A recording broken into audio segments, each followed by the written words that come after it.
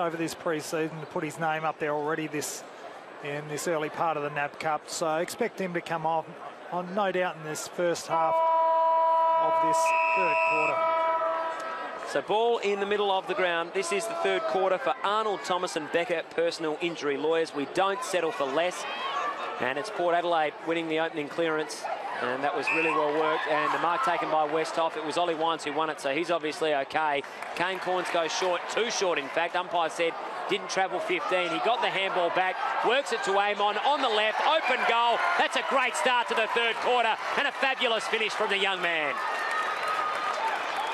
Great running goal there from Port. The umpire called play on. They looked to be in a bit of trouble, but they worked it through hand. And the 19-year-old from Sandringham, who is an excellent kick, and we saw it there, taken at pick 68 in the 2013 draft, showed a little bit of what we can expect to see, hopefully, over the next decade.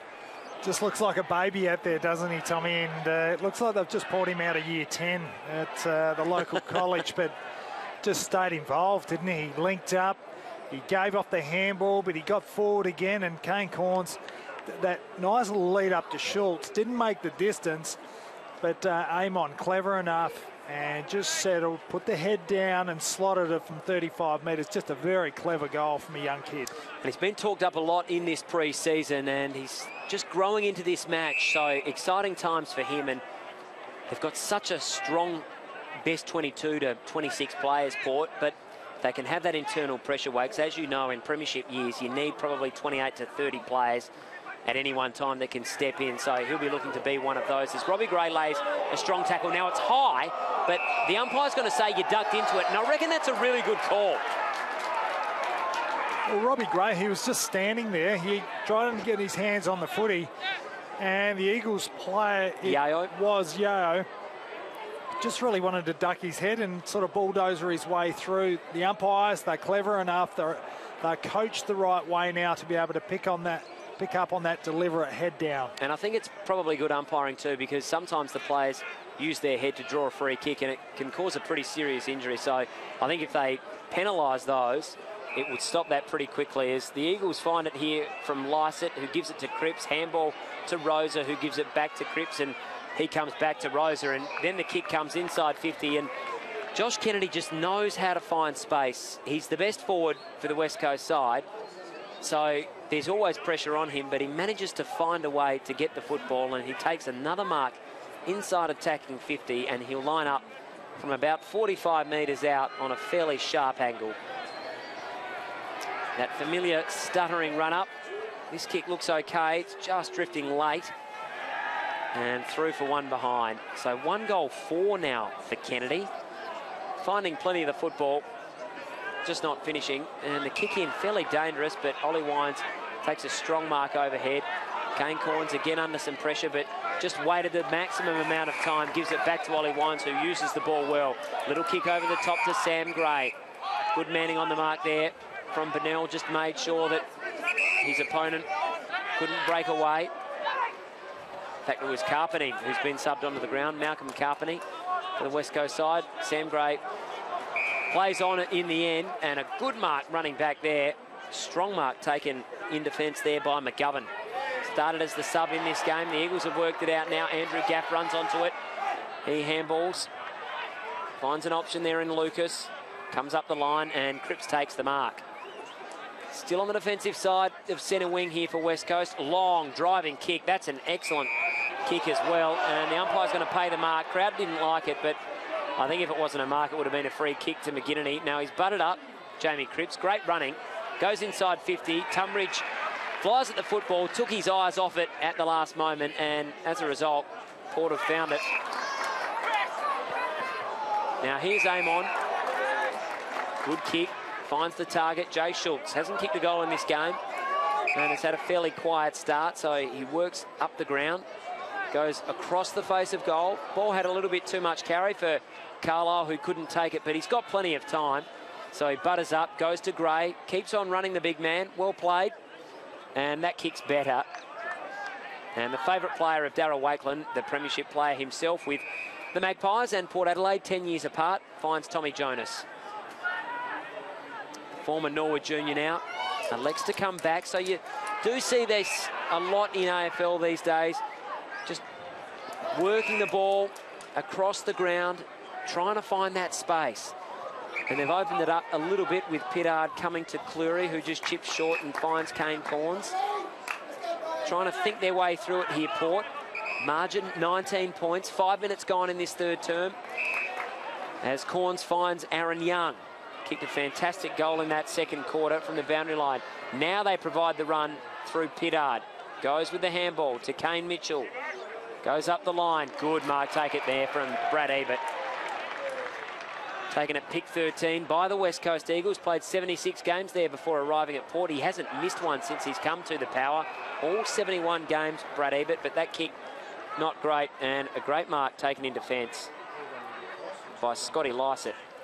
He's done a couple of nice things, and I reckon you're right, Wakes. He's got that good body size about him now. You're right, Tommy. He's done some very nice things. He's surprising. He's got a very nice field kick as well for a big man, and he's not afraid to kick that lead-up kick. We saw it on a number of occasions today. Obviously, his natural ability to be able to get back in the hole. We've seen that again on that occasion. He's got a great set of hands. They've turned it over here, the Eagles. It was Matty Lobe who took the mark. Ball comes on quickly to Jay Schultz, who takes the grab just outside attacking 50, probably 65 metres out, so too far out to score, so he pops it to the top of the square now.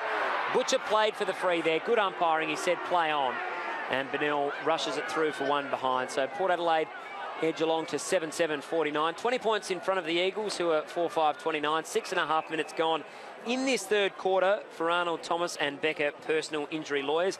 We don't settle for less. Good mark taken there from Malcolm Carpeney. That's a lovely catch. That's a contender for Henty Properties, mark of the day. He's come on and done a few nice things. He's had 3 touches since he's come on in this third quarter. As we see Lamb, another nice little lead up, and leading Paul Stewart to the footy. He's done well, Lamb, and Carpeney, a local lad, a Woodville West Torrens boy. He had a shoulder injury which ended his 2014 after he was taken at pick 31 in the 2013 draft. So he'll be looking to get his AFL debut this season at some stage. As a long kick comes forward. Picked up there from Carlisle, who is tackled, runs out of room as he gets the handball away there to Paul Stewart, but good strong tackle there from Mark McCraw, and will have a boundary throw in some 70 metres around from the Eagles' goal. They've added just the one behind in this third quarter. We've gone 7.5 minutes. Port have added 1-1, so the margin has extended from 14 points to 20. And here's Carpeney again. He's tackled, and that should be holding the ball. Just tried to do a bit much there, and Aaron Young caught him holding the pill, and now it's Jasper Pittard who collects the handball, goes along to Cleary. They're away here, Port, through O'Shea. Kick smothered. Well done, Shepherd. Handball inboard, Cripps. He elects to go short, and Carpeney again. He's done well. After getting caught a moment ago, he goes to handball. No, he doesn't. Umpire-elect says, you've got to play on now. You've taken too long. He gets himself out of trouble, though, on the left boot. That was pretty well done, and Andrew Gaff's got it. I reckon he can get the journey if he was on the run here, Wakes. This should be a super goal. He'll line up from about 55 metres out. It would take his best, but here's a lovely left foot kick. You could see him deliberately creep a metre or so there, as we see Lobe on the mark at pretty much exactly 49 metres. He's going to back himself in here. So can he get the carry, Andrew Gaff? I reckon he's got the distance. It's just a question of accuracy. No problem there either. We'll have a look from the umpire. It's just the goal, so he took the mark right on the paint. Still, that's a much-needed one for the Eagles. They cut the margin to what it was at half-time, and that is 14 points. West Coast, 5-5-35. Port Adelaide, 7-7-49. 9 minutes gone in this third term, all thanks to Arnold Thomas and Becker personal injury lawyers. We don't settle for less. Any time now, I think that I haven't seen them make the call on Cracker yet, Tommy, but expect them to make that move. We're about to see Ollie Wines come back on the ground. So good signs for Port Adelaide there. No serious damage. And but Carl Amon in this third quarter has been the one for me, Tommy, getting some very clever touches and just uses the ball so efficient. Yeah, really enjoyed his game so far, Wakes, and good to see Gaff as well after he limped off late in that first half. He's obviously no problem either because he just kicked that goal. The two injuries then that we are a little bit concerned about. Hamish Hartlett with what we think is a groin injury, and Xavier Ellis a hamstring. As the Eagles go forward again, and it's Lamb up against Paul Stewart. Been an intriguing battle. Stewart's had some great touches, but Tom Lamb has had some nice moments too. He just kicks off the ground, Paul Stewart, under some pressure. Boat, not a great handball, so he tries to butter up. This one was better, gets it to Mitchell, who goes to Gray. Now Jarman Impey looking for the option out wide, and providing that now is Cleary, so good running from him. He was pushed off the kick though, and that was enough to affect a turnover, and Shepherd's got it now to LaCroix. Back in board to McGinnity. Not a great kick, just a tumbler up inside 50. Can be a bit of a chaos ball. Stewart just gets the hands free as he was tackled. Now he's got Robbie Gray. He was going to kick, and then he just sold a bit of a dummy. He's so good at just giving the late option, Robbie Gray. Now it's Travis Boak. Gets the handball inboard to Andrew Moore. Under some pressure, could be holding the ball. Umpire says play on. Boak picks it up. He's tackled by a couple of West Coast players, and we'll have a ball up almost directly in the centre of the ground, where we've travelled 11 minutes in this third term, and it's the Power leading by 14 points. Robbie Gray again tries to win this clearance. The umpire said holding the man. Got rid of the ball so quickly there, Gray, that the tackle was still on, and he drew the free kick. He plays on quickly. Here is Nathan Cracker, the man you were saying should come on, and it's a great first touch. Have a look at that, Wakes. That's exciting to see. Not often you get a man so late in the rookie draft as talented as Nathan Cracker. He finds Jake Need. He's played 53 AFL games, and if he can get himself right, he's just a big bonus for Port Adelaide. Oh, he certainly is, and whether he starts at the start of the season, we know Impey's come on in huge leaps and bounds over the last 12 months, and is a very good player, but really, until he gets the run and carry, he's got a lot of footy left in him. But with Cracker, we know he's only 26 years of age. He's got the experience, and as we said, he's played the 70, 80 odd games, obviously back for the 3 or 4 years he had at Port Adelaide. So not a great history he had at Gold Coast, but for him to come back and work really hard over the pre-season, get himself fit, it's really good signs for Port Adelaide. Taking a pick 16 in the rookie draft after having a really solid year with the Maggies last year. Only 13 games at the Gold Coast Wakes after going there on a 3-year deal. Now that shot on from goal by Jake Need missed, and Sam Gray's got it though on the half-forward flank here for the Power. Pops the ball up inside 50. Great mark taken there from Ollie Wines. Strong overhead. That's a Henty Property mark of the day contender. At 40 metres out, tight angle though, so he goes short, and Robbie Gray just lost his opponent in traffic there, just doubled back. He's such a clever player. Love watching him go about his football, Robbie Gray, and he'll line up from about 25 metres out on a 45-degree angle. What a year he had. He's 27 at the end of this month, taken a pick 55 in the 2006 draft. Did his knee Wakes in 2012, but played every game last year, averaged 25 touches and 42 goals. He was a star and the best and fairest winner. He comes in, you back him in almost every day of the week, but you talk someone up, Wakes, and what happens? Yeah, I mean, as we said, he's become an elite player. He was actually originally recruited as a small forward. We knew he had such great hands. Recruited as that sort of small lead-up forward also, and not the most penetrating kick, but it's such a clever player at ground level, but obviously has turned into an elite midfielder. Some nice work again there from Carl Amon. Crowd really appreciating that. Spoiled Dom Sheed there to force the boundary throw in, and he's done some good things. He probably has been one of the more exciting prospects in this third term for the Power. Carl Amon, the 19-year-old, as Westhoff goes up in the ruck this time. Ball spills to Andrew Moore, who gets a little kick around the body. Sam Gray sharking it beautifully. Goes the handball. He did everything right until he got rid of the football. Now Butler's under a world of pain right there. It's holding the ball. Didn't get it away in time. And Robbie Gray again laying the tackle. He's up against the boundary line, but he's such a skillful player. He'll open it up here and would be a really strong chance to kick it from 25 metres out. Just thinking his way through it. He runs a couple of steps around, snaps around the body, just drifting across. And through for one behind again. So a couple of scores in the last minute or two for Robbie Gray, both of them behinds. And as we approach 15 minutes in this third term, it's Port Adelaide leading 7-10-52. West Coast 5-5-35. 17 points the margin. Strong mark. What a grab there from Scott Lycett. That is a beauty. Wow, what a leap that was from the South Aussie. That's an absolute hanger, isn't it? He has just launched himself there. Clean set of hands. That's huge signs there by Lycett. He has really thrown himself at that. He's a little bit sore. He'll be okay, but that is a Henty property mark of the day, if ever I've seen one. Scott Lycett, exciting stuff.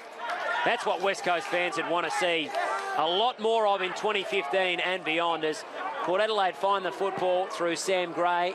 Now it's Jonas, just elects to thump it long.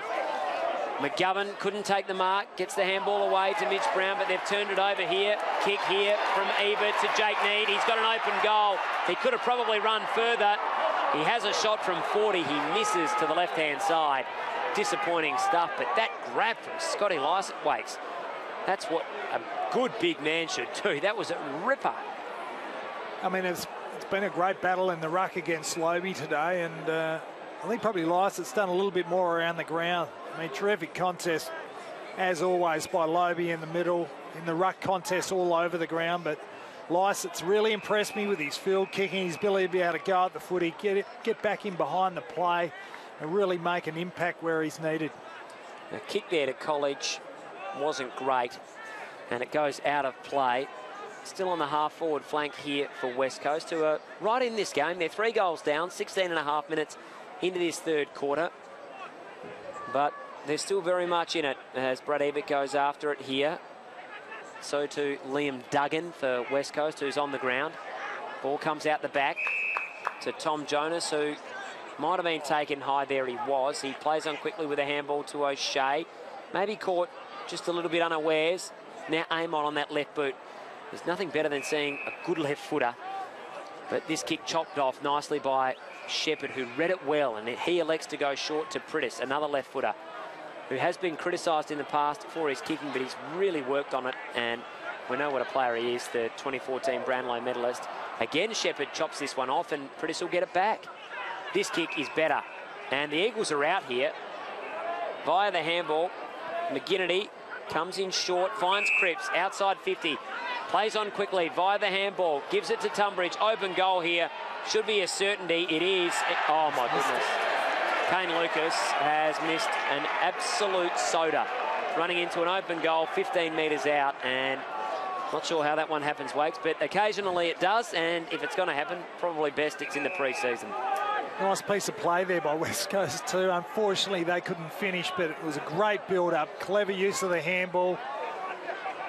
They've done some good things, the Eagles. They've had some moments today, and they've had some good players as Bennell takes it, nearly runs out of room, works it well. Handball now over the top to Butler. They tried to work it again there. It was Jackson Nelson waiting for the football with Butler. They just ran out of room, and we'll have a throw-in almost directly in front of us here for the NAB and McDonald's. You are listening to AFL Live. Hope you're enjoying the coverage wherever you are. Daryl Wakeland, all thanks to tatsbet.com, and myself, Tom Wren, calling the action, and it's Port Adelaide leading by 17 points. 18.5 minutes into this third quarter as McGuinness gets the handball from Prittis, thumps it on the left boot. Carlisle leading his man to the ball. Should have taken the mark. He didn't. Just like a bulldozer. Tries to go through. Mark Lacroix there. Now Brad Ebert lays a heavy tackle. Number of bodies around this contest, and the ball spills out of play. Boundary throw-in 80 metres around from Port Adelaide's goal in what has been an entertaining, at times scrappy match, Wakes, but I think we've enjoyed what we've seen. Seen a few. I mean, West Coast have been defending really well. They've been patient with their movement of the footy.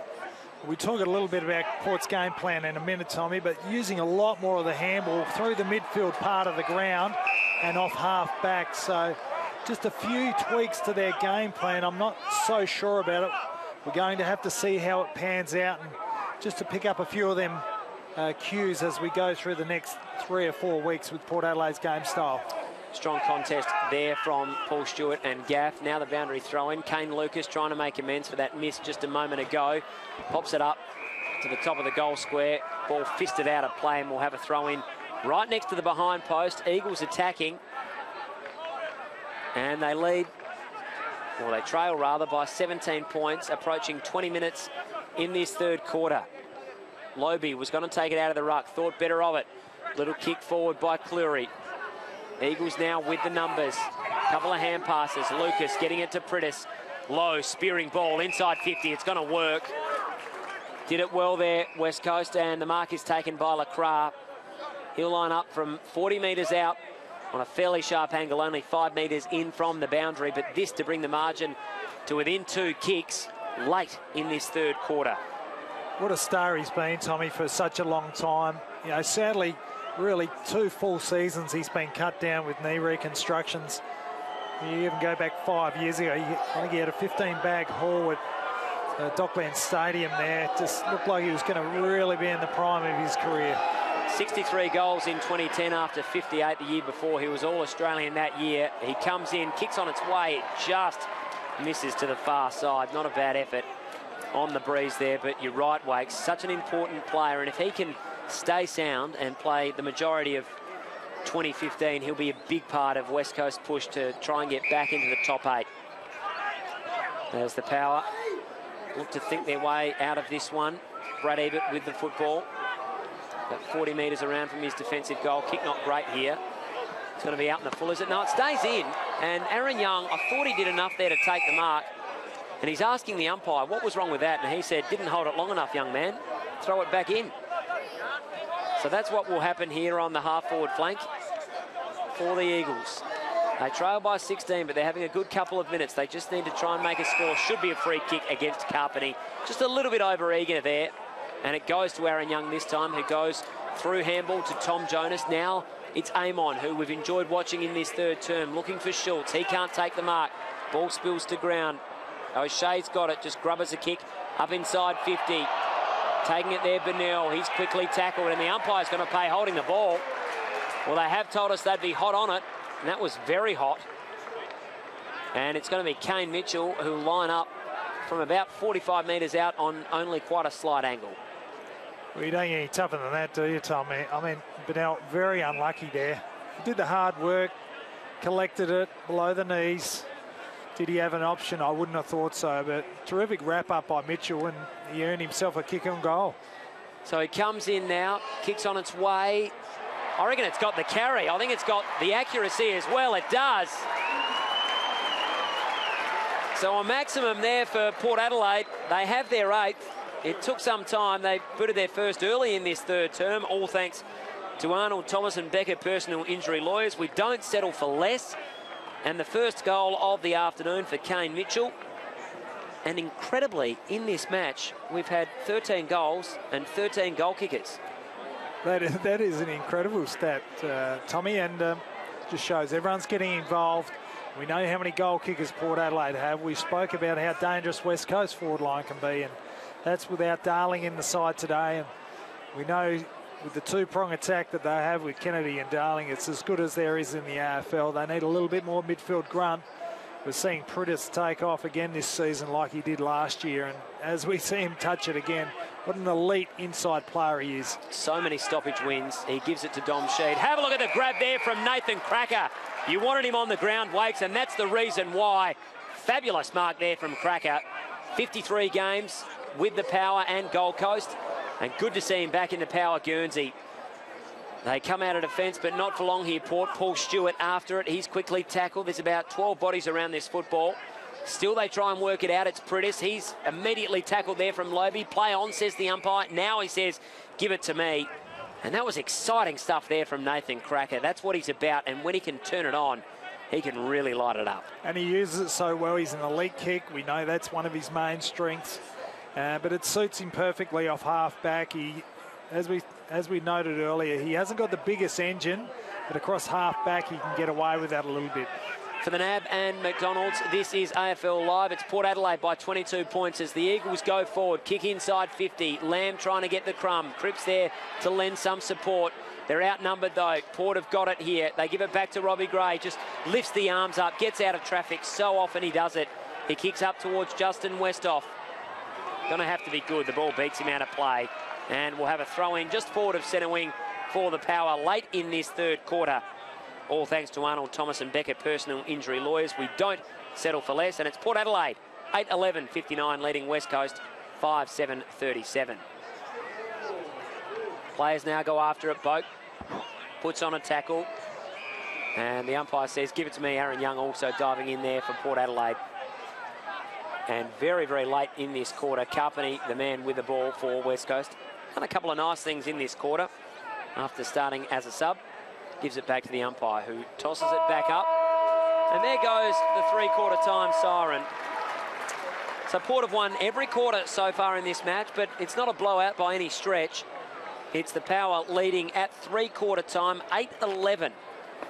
59 to West Coast, 5-7.